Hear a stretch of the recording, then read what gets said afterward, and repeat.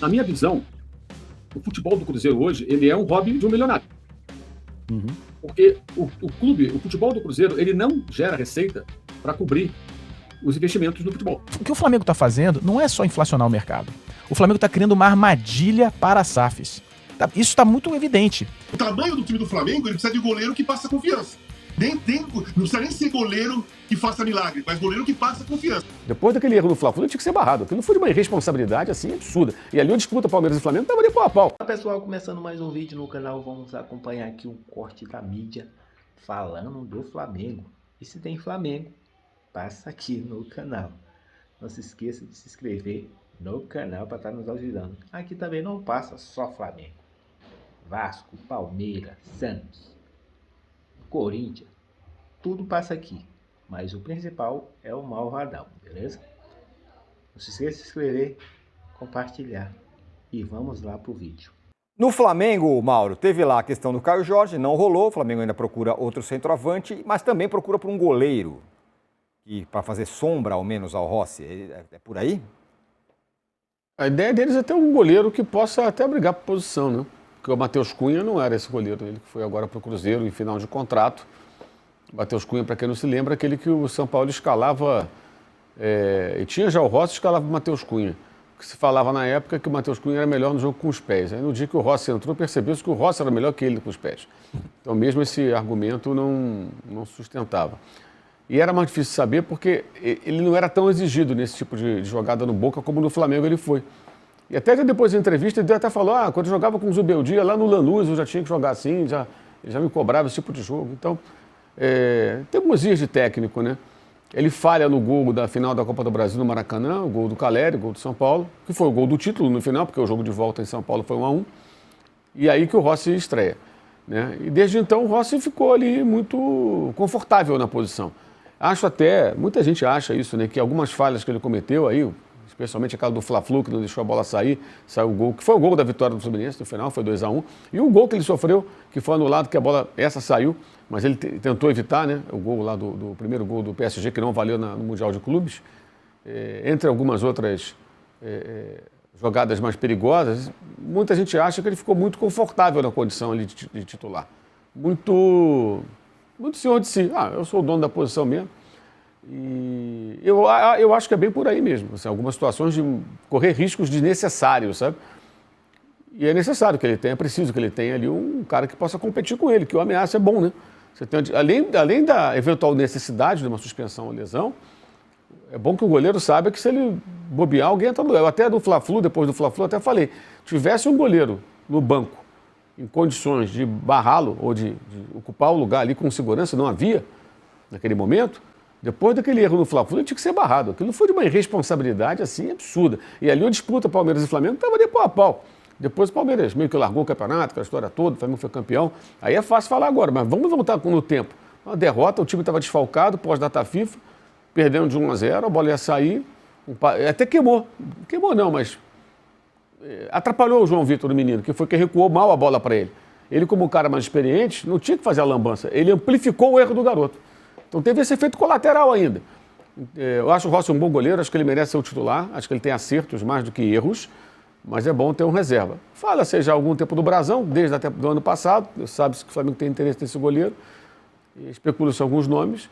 A grande questão que eu acho com relação tanto ao goleiro como ao centroavante é que ainda continua aguardando os nomes identificados pelo Boto e sua equipe de scouting que surpreendam a todos nós. Olha, acharam um goleiro, sabe, lá no Cazaquistão, que é ótimo, sei lá onde, não importa onde, um cara que vem, fala, pô, sacada de mercado, esse goleiro é bom, hein? O cara vai entrar amanhã, não apareceu ainda. O Brasão é meio óbvio, né? O Brasão jogou no Santos muito bem, o Santos é um time muito atacado, né? Sofria muitas finalizações, que é uma outra coisa que eu acho curiosa na análise de goleiro. Às vezes, não estou dizendo que o Brasão não é bom goleiro, não, mas goleiro de time que é muito exigido, ele tem muita chance de aparecer toda hora. Acho que é melhor aguardar um pouquinho para saber de fato o que eles vão fazer. Ainda tem tempo, né? A janela ainda está no começo, tem aí semanas pela frente, mas é necessário, acho que apareça alguma outra, né? Algo diferente do trivial, porque esse tipo de contratação dos tempos do Marcos Braz, gente. Mesma coisa, não tem diferença nenhuma. O Marcos Braz não tentaria contratar o Caio Jorge? Possivelmente sim. Estou com dinheiro, vou trazer o artilheiro do campeonato, porque é a mesma política. Os nomes especulados, como o Mauro falou, só lembrando, Gabriel Brazão do Santos, que a princípio não gostaria de deixar de ser titular no Santos, para ser reserva, enfim, tal, mas tá aí. Pedro Morisco, do Coritiba, também bem avaliado. Mas o Clube Paranaense já recusou proposta na casa dos 7,5 milhões de euros, 47 milhões, uau. E Andreu Ventura, que está no Gil Vicente de Portugal, foi formado pelo Botafogo. E a situação está aí, são os nomes especulados no Flamengo. Agora, com relação ao goleiro, esse ponto do Mauro é interessante, né? Quando você tem um goleiro que é dono da posição, se não é um super goleiro, como faz, o Rogério Ceni foi durante 20 anos no São Paulo, então, de fato, não ia ter ninguém para ameaçar a posição dele. E o Bosco, até que comemorava os gols do Rogério mais do que o Rogério. Comemorava os gols do Rogério. E o Roger, né? São os dois reservas. Exato, e o Maisena também foi reserva do Rogério.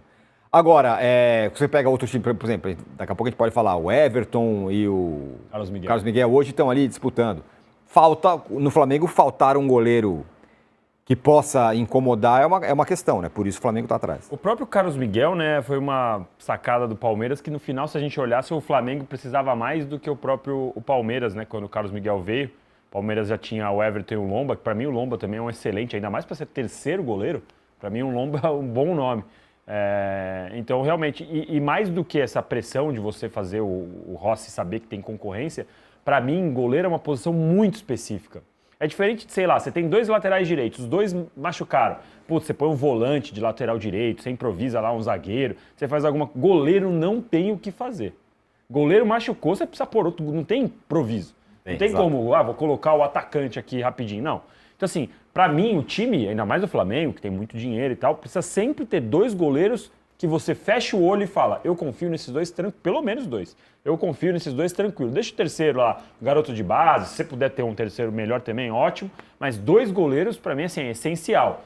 Eu acho que realmente a diferença entre o Rossi e o Matheus Cunha era maior do que o ideal para um time do nível do Flamengo. E agora, de novo, repito, muito mais do que você fazer o Rossi correr atrás, é você ter certeza que o Rossi amanhã ou depois, no primeiro jogo, machuca a perna, sei lá o que acontece com ele, você não pode depender de ter ali uma incerteza, porque no gol você pode acabar com o melhor jogo do time, se o goleiro falhar 2 vezes, acabou o seu jogo. Então não dá para arriscar. Acho que o Flamengo precisaria realmente contratar um nome que você olha e fala, olha, se o Rossi amanhã não jogar, eu não tenho preocupação nenhuma, porque o reserva é bom, tão bom quanto. Ir para o Mundial e tentar ganhar o Intercontinental e tal, ele precisa de um goleiro reserva do tamanho do goleiro titular. Porque senão, o goleiro titular vai expulso ou se machuca, você coloca o reserva e o nível de segurança cai. Não é nível técnico, né, experiência de goleiro. É a segurança, a confiança no time. Porque o time do Flamengo joga, mesmo com alguns erros, até grotescos do Rossi em alguns momentos, mas ele erra muito pouco. E o time confia no goleiro. Então, é um time que vai para cima, ataca e não se preocupa muito se vai dar um contra-ataque ou 2 para o adversário, porque tem uma confiança no goleiro. Então, o tamanho do time do Flamengo, ele precisa de goleiro que passa confiança. Não precisa nem ser goleiro que faça milagre, mas goleiro que passa confiança. Então, eu acho que o Flamengo talvez esteja demorando um pouco para contratar, porque está estudando exatamente esse sentido. Não adianta você contratar um goleiro assim, vou contratar esse goleiro que, nossa, ele fez um ótimo Campeonato Brasileiro, vai ser uma sombra para o Rossi. Aí o Rossi machuca, o cara entra e não passa segurança, cara, é dinheiro jogado fora, você não completou o elenco do jeito que você queria completar, e goleiro é um caso específico mesmo. Goleiro é aquele negócio. Tem time como o Flamengo, time como o Palmeiras, time como o Cruzeiro, estou falando desses 3, que foram os 3 primeiros colocados no Campeonato Brasileiro, eles precisam de grandes goleiros como titular e goleiros muito confiáveis como reserva, para não cair o nível de segurança. E o lance é o seguinte, o goleiro reserva, o time que os jogadores pegam confiança nele, não vem do treino, porque não vem do jogo, porque quem joga é outro. Então é treino, chute a gol, sei lá se faz coletivo, se joga se faz aquelas brincadeiras com o goleiro no gol mesmo, e você chuta, o cara pega, disputa de pênalti, essas coisas que o jogador que está treinando começa a prestar atenção no goleiro reserva do time dele. Se o goleiro reserva do time dele falha pra cacete no treino, quando ele entra no jogo, quando for necessário, dá aquela assustada no time titular. Então, tem que estudar bem o goleiro reserva. Olha, Eu acho que, assim, só para acrescentar que o que ocorre é que assim, as pessoas não percebem. O caso do Cruzeiro, por exemplo, eu sempre tenho dito isso. Na minha visão, o futebol do Cruzeiro hoje ele é um hobby de um milionário. Uhum. Porque o clube, o futebol do Cruzeiro, ele não gera receita para cobrir os investimentos no futebol. Como, por exemplo, a proposta que está sendo feita agora pelo Gerson, ou a recusa dessa proposta maluca que o Flamengo fez pelo Caio Jorge, que eu acho um exagero. Como o Botafogo também tinha aqueles jogadores todos. Isso é conta matemática simples, gente. Se vê quanto custa o elenco, quanto o clube gera de receita no ano. Sim. Não cobre. Você pode fazer essa receita crescer? Pode, mas até que ponto? Né? Mas o dono do clube, eu estava falando antes aqui, Fabrício, é o seguinte, ele é o dono do futebol do Cruzeiro. Ele é dono de uma rede de supermercados. Digamos que ao invés de comprar o futebol do Cruzeiro, ele tivesse comprado uma rede de cinemas. Ele poderia investir na rede de cinemas.